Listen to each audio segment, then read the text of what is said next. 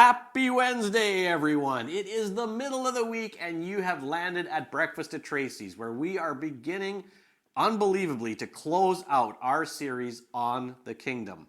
We hope that you have found this series to be a fascinating, encouraging, and uplifting journey as we see how often God draws our attention back to his original plan for us, a kingdom where we have unimaginable intimacy with the King, a personal relationship that will be unlike anything we have experienced on earth. In Revelation 12, there is this strange but grand story of a dragon and a woman giving birth. It is all quite surreal and meant to be highly symbolic, as is practically the entire book of Revelation. Let's pick it up in verse 10.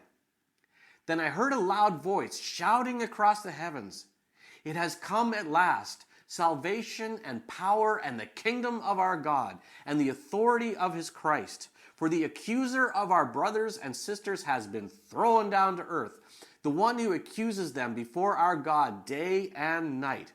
And they have defeated him by the blood of the Lamb and by their testimony. And they did not love their lives so much that they were afraid to die. Therefore, rejoice, O heavens, and you who live in the heavens, rejoice.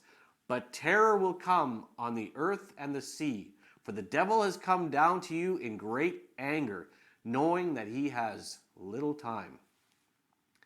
This is a very interesting passage when you try to figure out a timeline. It starts with a declaration of the kingdom, the expulsion of the accuser, the victory of Christ's followers, and as well, their martyrdom. It ends with a warning that Satan has just gotten really focused on his mission because his clock is running out. Now, whenever I read this passage, I assumed it was connected somehow to Revelation 20, where there's a 1,000-year reign. But that the start of that would be the starting point of this passage. But these days, I'm rethinking that as I studied the theme of kingdom with you. We know Jesus came declaring the kingdom had already come. Yes, in the future as well, but now. Like so many other things in the Bible, the reality is now and not yet. Christ is now seated at God's right hand and has all power now as well. Jesus also referred to Satan having been thrown out of heaven during his lifetime in Luke 10, not in the future. If all that indicates that this passage took place in the ministry of Jesus, then the time of terror when Satan knows his time is short is right now, not down the road.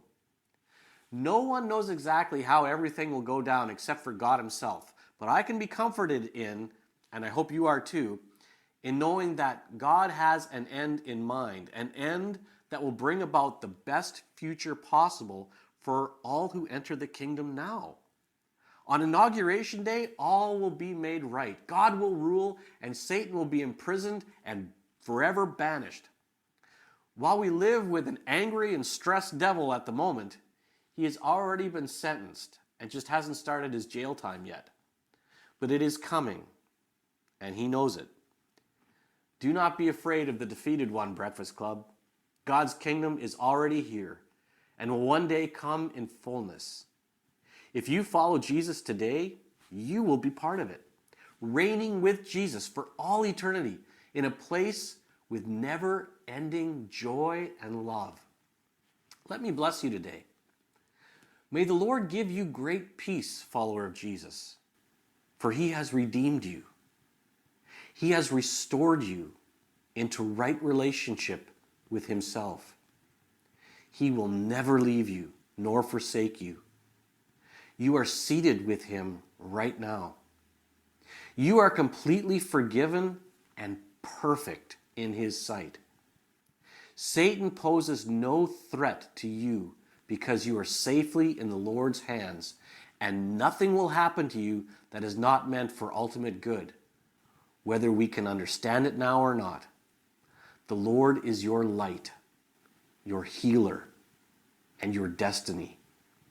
You are dearly and deeply loved today by your Father in heaven, more than you could ever know.